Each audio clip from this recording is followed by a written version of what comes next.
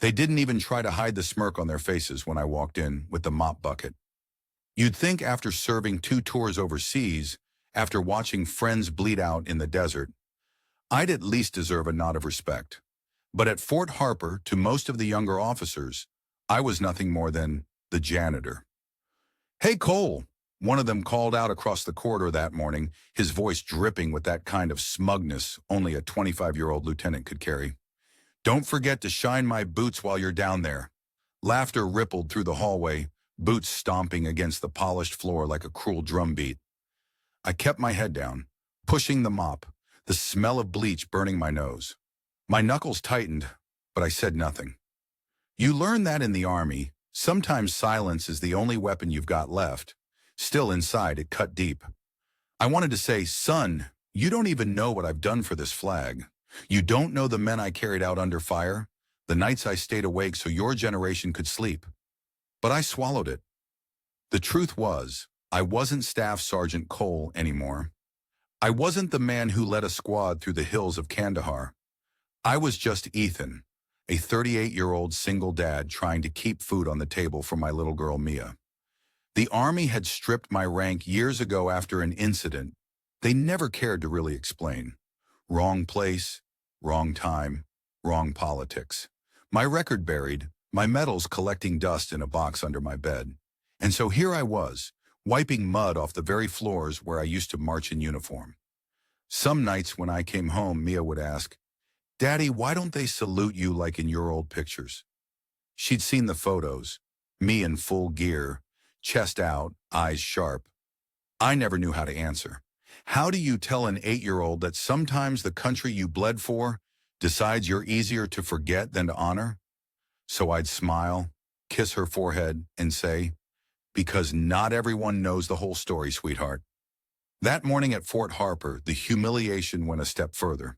Captain Harris, a man young enough to be my nephew, walked into the common area while I was scrubbing the floor. He looked down at me, mop in hand, and for a second I thought maybe he'd offer a word of respect. Instead, he tossed his coffee cup onto the wet tiles and said, "You missed a spot, soldier." Then with a smirk, "Oh, wait, you're not a soldier anymore, are you?" The laughter that followed stung, worse than any bullet I'd ever taken. A couple of privates looked away, uncomfortable, but none of them dared to speak. That's the thing about hierarchy. It teaches you real quick when to keep your mouth shut. I bent down, picked up the cup, and went back to mopping. My back ached, but my pride hurt more. In my head, I replayed the firefight from Helmand Province, the one no one here even knew about, where I dragged 2 wounded men out under machine gun fire while the sand turned red. Those same men later stood at my hospital bedside, tears in their eyes, calling me a hero. And now I was a ghost, a man erased by bureaucracy, surviving paycheck to paycheck, clinging to the only thing that mattered, Mia. That night, after another 12-hour shift, I sat with her at our tiny kitchen table in the 1-bedroom apartment just outside the base. The walls were thin, the heater rattled like an old engine. But it was home. Mia showed me her drawing, me in uniform, standing tall with the American flag behind me. "This is you, Daddy, the strongest soldier in the world." I smiled, my throat tight. "That's a good picture, kiddo." She didn't need to know the truth, not yet. She didn't need to know that her dad was now the man everyone looked through, the man nobody respected. As I tucked her in that night, I whispered, "One day you'll see who I really am. Not just a janitor, not just the guy with a mop." But deep down, I wasn't sure if that day would ever come. The Army had taken my uniform, my title, and my dignity. All I had left was my silence, my daughter, and a story no one cared to hear. What none of them knew, the laughing lieutenants, the smug captain, even the base commander, was that the truth has a way of crawling back into the light. And when it does, it doesn't just burn, it blinds. The thing about swallowing your pride every single day is that it eats at you, slow and steady, like rust chewing through steel. But you learn to hide it. You crack a joke, you shrug it off. You keep pushing that damn mop. Because what's the alternative? Blow up at some hot-headed lieutenant and lose the one paycheck keeping the lights on in your apartment? No, I had Mia to think about, And that little girl was the only reason I kept my boots on the ground. Most mornings started before sunrise. I'd drop Mia at the neighbor's, a sweet, retired Army nurse named Mrs. Thompson, who lived in the next building, before heading to Fort Harper. The old woman had a heart of gold, and sometimes she'd slip a note into Mia's lunchbox with words like, "Your daddy's stronger than any storm." Funny how those little things hit harder than medals ever did. At the base, it was always the same routine. Clean the barracks, scrub the mess hall floors, haul trash bags that smelled like rotten eggs in the summer heat. And always the same looks from the younger guys. Half pity, half mockery.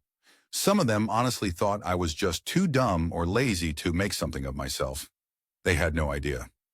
One afternoon I was patching a broken water line near the motor pool when a couple of privates started messing with the generator. They were horsing around, treating the equipment like a toy. Suddenly the thing sparked, alarms blared, and smoke shot out like a busted cannon. Everyone scattered like cockroaches, except me. Instinct kicked in before I even had time to think. I yanked the right wires, shut the valves, and killed the system in under a minute. By the time the fire crew showed up, the danger was gone. A sergeant barked, "Who the hell handled this?" I just wiped the grease off my hands and said, "Old habit." The look on their faces. They weren't used to seeing the janitor move like that. I caught a couple of them whispering, but no one asked questions. And I wasn't about to explain that I'd once kept an entire convoy alive in Afghanistan by fixing a generator under rocket fire. Some things you don't brag about. That night when I picked up Mia, she noticed the grime on my hands. "Daddy, you look like you worked on a tank," she said with that big grin of hers. I just laughed. "Not a tank, pumpkin, just some old machine at work." But inside I felt something I hadn't in years. Purpose. Like maybe I wasn't just invisible after all. Still, the disrespect never stopped. Captain Harris had a special talent for it. One day he tossed me a broom in front of a dozen troops and said, "Better keep practicing, Cole. Maybe one day you'll graduate to vacuum cleaner." The room erupted with laughter. I bit my tongue so hard I tasted blood. But here's the twist. Not everyone joined in. There was one guy, Sergeant Marcus Reed, who didn't laugh. He was a combat engineer, younger than me but sharp, the kind who could read a room. Later, as we crossed paths near the mess hall, he muttered just loud enough for me to hear, "Don't let that jackass get in your head. I saw what you did with the generator. Not many could have done that." I didn't answer, just gave a small nod, but his words stuck with me. For the first time in years, someone on base had noticed. Not as a janitor, not as the washed-up ex-sergeant, just as a man who knew what he was doing. Weeks rolled on, and little moments like that started piling up. A broken heater in the barracks, fixed it before the repair crew even showed. A group of privates panicking during a training drill when smoke grenades went off too close. I calmed them down, walked them through the protocol like it was second nature.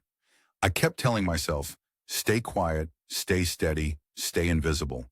But word travels fast in a place like Fort Harper, even when nobody admits it out loud. At home, though, the weight never left. Bills stacked up, the fridge was never full enough, and Mia needed new shoes for school. Some nights I sat at the table staring at her sleeping in the next room, wondering if I'd made a mistake leaving the Army after they stripped my rank, wondering if I should have fought harder to clear my name. But then I remembered those officers who testified against me, the politics I couldn't touch. That old court-martial had left scars no one could see. One rainy evening, Mrs. Thompson sat across from me on her porch as we watched Mia chase raindrops. She sipped her sweet tea, looked me straight in the eye, and said, "You can only hide in the shadows so long, Ethan. People are starting to notice. You've still got it in you. Don't you dare believe otherwise." I laughed it off, but inside, her words hit a nerve. Maybe she saw something even I didn't want to admit. That the soldier in me wasn't dead. He was just buried, waiting. And sure enough, the day came when the quiet wasn't enough anymore. It was a training exercise, just another Friday on base. A squad of young officers was supposed to lead a mock convoy drill, but everything went sideways. Miscommunication, poor planning, total chaos. Vehicles stalled, radios jammed, and panic spread like wildfire. I was there, sweeping near the lot, watching it unravel. My gut twisted. I knew exactly what was about to happen. If this were real combat, half that squad would be in body bags. I froze, mop in hand, torn between staying invisible and stepping into the fire.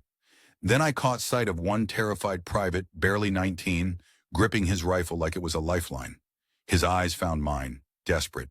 And in that moment, something inside me snapped back into place. I dropped the mop. The mop hit the ground. With a smack, water sloshing across the asphalt. I didn't care. My eyes locked on that convoy drill falling apart in front of me. Young soldiers shouting over each other, trucks stuck at wrong angles, radios screaming static. It was a damn circus. If this had been Afghanistan, half those kids would have been zipped into body bags before noon. My pulse pounded in my ears. I wasn't supposed to step in. Hell, I was the janitor, the washed-up ex-sergeant, the guy they all laughed at. But watching that 19-year-old private freeze in panic, staring at me like I held the answer, I couldn't just stand there. "Move those Humvees into a staggered column," I barked without thinking, my voice cutting through the chaos like a whip crack. Heads whipped around. A few of them hesitated, but my tone carried something they couldn't ignore. Authority. Experience. "You! On the comms!" I snapped, pointing at the radio operator, fumbling with the handset. "Switch to channel 3, bypass the jam, and relay to lead vehicle. Now!" To my own surprise, they obeyed. Like muscle memory, the old instincts roared back. I strode between vehicles, correcting positions, shouting commands, pulling a corporal out of the driver's seat when he froze, and sliding in myself. Tires squealed, engines roared, and within minutes that disaster of a convoy looked halfway functional again. Out of the corner of my eye, I caught Captain Harris storming over, red-faced. "What the hell do you think you're doing, Cole? Drop the act. You're not in command here." I cut him off, voice sharp enough to slice steel. "Then maybe you should have gotten control of your men before they killed each other in a simulation, Captain." Gasps rippled through the ranks. No one ever talked back to Harris. But damn it, I wasn't about to watch his ego get people hurt, even in training. For a moment, silence. Then Reed, the combat engineer sergeant who'd seen me handle the generator, stepped forward. "Sir, with all due respect, he just saved this drill. We were seconds away from total collapse." Harris's jaw clenched, that smugness flickering into something else. Doubt. The drill wrapped up under my guidance. By the time the dust settled, the convoy had completed its route with precision no one thought possible 15 minutes earlier. The young soldiers, sweaty and wide-eyed, kept sneaking glances at me. The janitor. The ghost. And then came the question I'd been dreading. "Who are you, Cole?" one of the lieutenants asked, voice almost a whisper. I should have stayed quiet, should have picked up the mop and disappeared back into the shadows. But there's only so much bearing a man can do before the truth claws its way out. I was Staff Sergeant Ethan Cole, 2nd Battalion, 7th Infantry, Kandahar, 2010, Operation Iron Dagger. The air shifted. A few jaws dropped. I could see Reed's eyes widen. He'd heard of it. Most soldiers had, though the official reports were vague. A convoy ambushed, pinned down for hours, radio silent. Somehow, most of the men had made it back alive. Rumor was one NCO had taken control when the officers panicked, coordinating air support, dragging wounded through gunfire. They called him a ghost. The Army gave out medals that year, but not to me, because what I didn't say was that the after-action report blamed me for reckless endangerment when an officer's nephew died in that ambush. The politics were ugly. My commendations were stripped. My career ended. They needed a scapegoat, and I was convenient. Harris sneered, trying to recover ground. "Oh, please, that's a nice bedtime story, Cole. If you were really there, why would you be mopping floors now?" And that's when Reed spoke up again, firm and steady. "Because I read the classified debrief. My old CO was there. He told me about the man who dragged 3 wounded through open fire when everyone else froze. He never said your name, but he called you the reason half that platoon made it home." The crowd went dead silent. Harris's face drained of color. I felt my chest tighten, not with pride but with something heavier. Relief, maybe, or vindication. For years I'd carried that silence. Let them laugh, let them spit on my dignity. And now, standing in the middle of a training yard with grease still on my hands, the truth had leaked out whether I wanted it or not. The whispers started. That was him? The ghost of Iron Dagger? I thought he was dishonorably discharged? No, that doesn't make sense. I cut through their chatter. Don't put me on a pedestal. I'm no hero. I just did my job. And sometimes the Army buries men like me when it's easier than admitting mistakes. Harris barked, enough of this. But even he could feel it, his authority slipping, his soldiers' eyes no longer on him, but on me. Later that evening, back at the janitor's closet where I kept my gear, Reed found me sitting, on a milk crate, head in my hands. He leaned against the doorframe. You know they're never going to look at you the same way again, right? I let out a bitter laugh. Yeah, well, that's the problem. Once people think you're something special, they expect miracles. I'm just trying to keep my kid fed.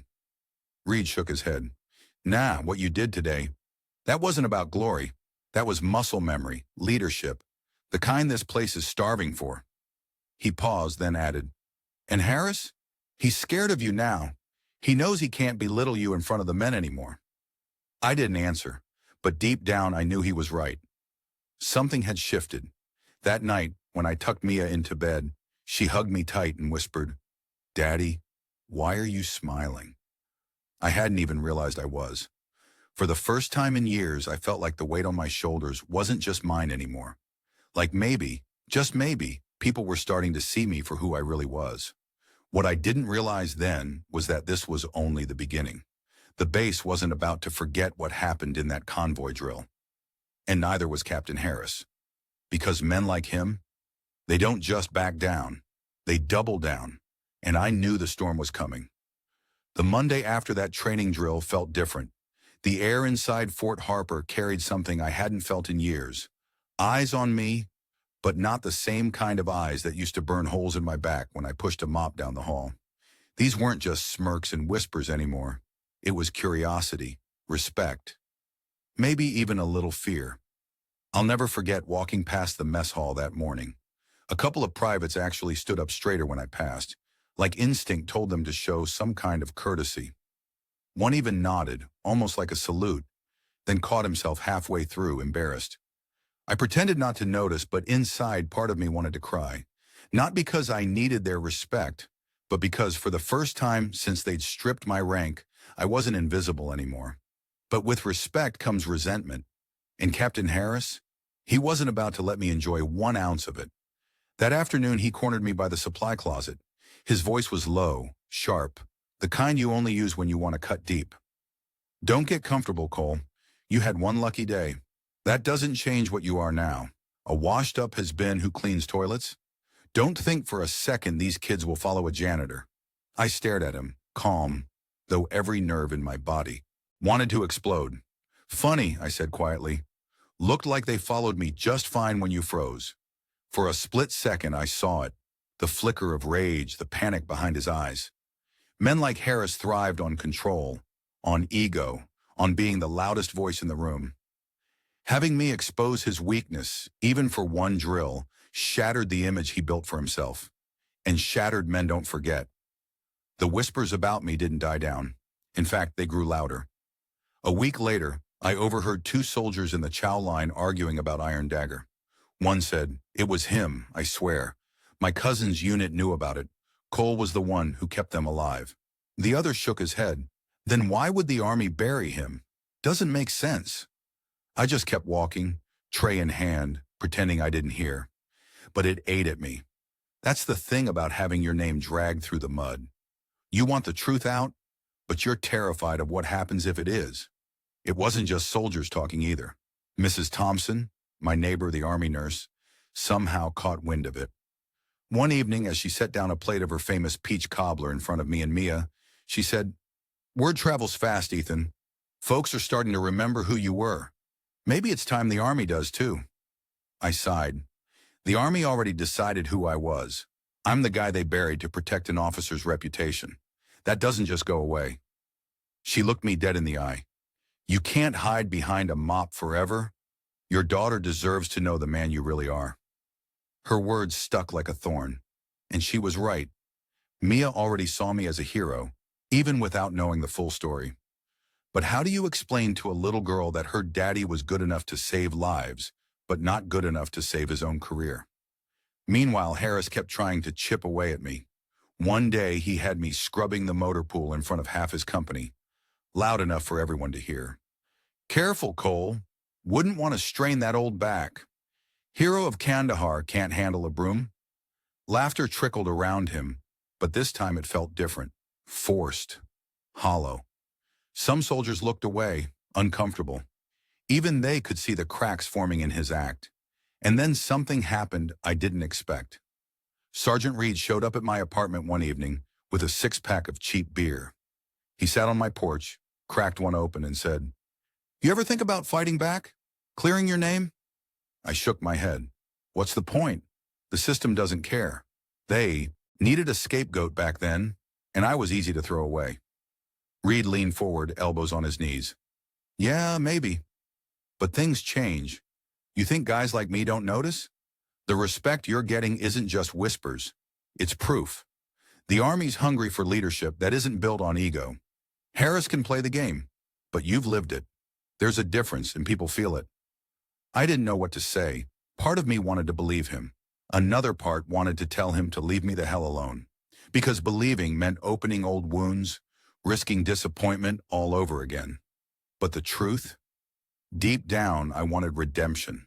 I wanted my daughter to know that her daddy wasn't just a man with a mop, that the flag I taught her to respect didn't spit me out without reason. The base command eventually caught wind of the incident too. I was requested to meet with the XO, a colonel with eyes sharp as glass. Sitting in his office, the weight of medals and portraits staring down from the walls, I felt the old anxiety creep in. He asked me point blank, "Cole, is it true? Were you Iron Dagger?" My mouth went dry. "Sir, I was there. I did my job. Nothing more." He studied me, long and hard. Then he nodded. Funny thing about truth, it has a way of resurfacing. Don't run from it. Walking out of that office, I realized something had shifted permanently. Whether I liked it or not, the truth was crawling back into the light. At home that night, Mia crawled into my lap, holding a drawing she made. It was me, standing tall, not with a mop in my hand, but in uniform, a line of soldiers behind me. She grinned. "This is you, Daddy. I know it." Tears stung my eyes. Maybe she was right. Maybe the man I thought was buried wasn't gone after all. But with truth comes consequence. Harris wasn't going to stop until he found a way to crush me again.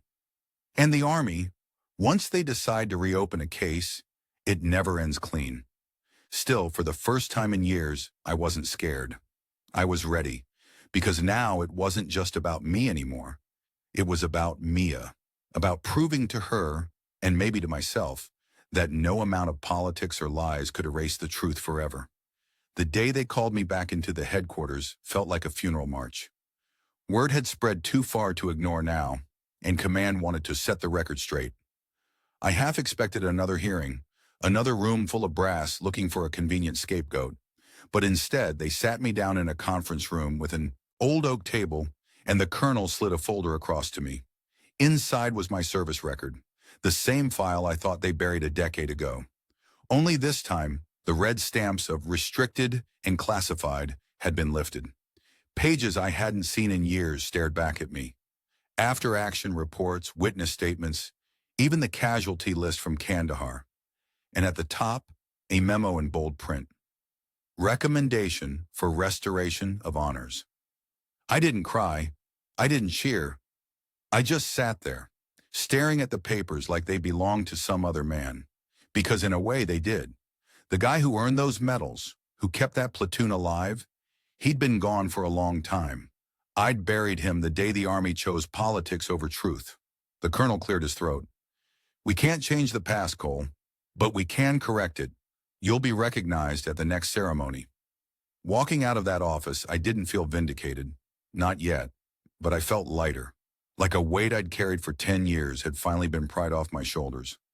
When the day of the ceremony came, I stood in dress blues that still fit. Tight at the waist, sure, but they fit. Mia sat in the front row next to Mrs. Thompson, her eyes wide, clutching a tiny flag like it was gold. Soldiers lined up in formation, the sun glinting off their rifles. And for once, the whispers weren't mocking. They were reverent. The announcer called my name, Staff Sergeant Ethan Cole, and the applause rolled like thunder. My chest tightened. I could almost hear the voices of the men we'd lost that day in Kandahar, echoing in the back of my mind. When they handed me the medal, I didn't raise it up or puff out my chest. I looked straight at Mia, her little face glowing with pride, and I said into the mic, voice steady but raw, "This medal doesn't erase the years I spent forgotten. It doesn't erase the pain of seeing good men written off because of politics. But it reminds me, and I hope it reminds you, that honor isn't about rank. It's not about ribbons. It's about doing the right thing when it costs you everything.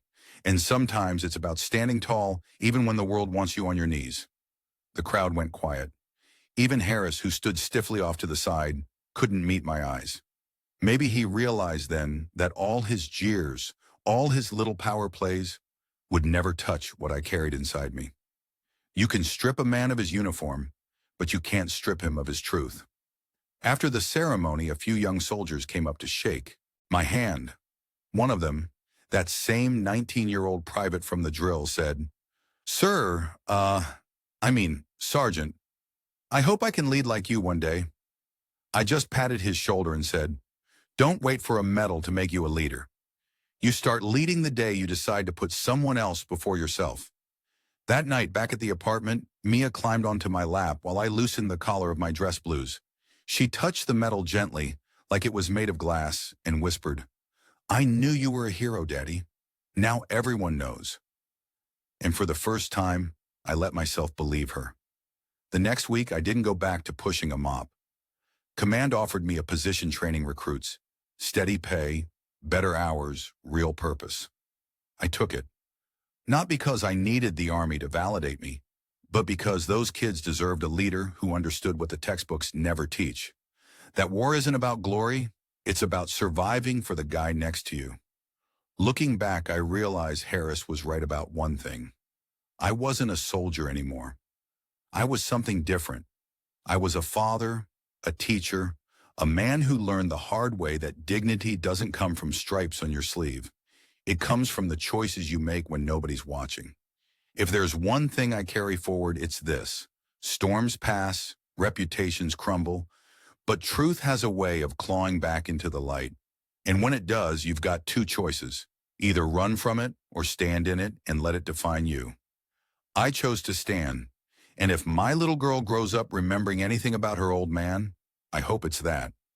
Life has a way of testing us in the quietest and cruelest ways. Sometimes it's not the battles we fought overseas or in boardrooms that cut the deepest. It's the silence that follows, the labels people stick on us, the moments when our dignity feels stripped away. Ethan's story reminds us of something we often forget. True worth doesn't vanish just because others choose not to see it. You can bury a man's record, you can laugh at him, you can even push him into the shadows, but as the old saying goes, gold doesn't fear the fire. Sooner or later, the truth shines through. The lesson here is simple but not easy. Don't let the world's unfairness convince you that you are less than you are. Standing tall in the face of humiliation doesn't mean shouting the loudest. Sometimes it means holding your ground with quiet strength until the right moment arrives. It means recognizing toxic voices, whether they come from a captain on a power trip, a broken system, or even from within ourselves, and refusing to let them define the rest of our story. For anyone who has ever been overlooked, underestimated, or written off, remember this. The long road proves the horse, and justice, though delayed, has a way of catching up. Honor, dignity, and respect are not handed out by rank or title. They are built in the way we carry ourselves when no one is watching. What about you? Have you faced moments where you had to push back against unfair judgment or rediscover your own value? Share your thoughts in the comments. We'd love to hear your stories. And if this message touched you, give it a like, share it with someone who needs it today, and subscribe for more stories that stir both the heart and the mind. Wishing you peace, strength, and the quiet kind of hope that carries us through every storm.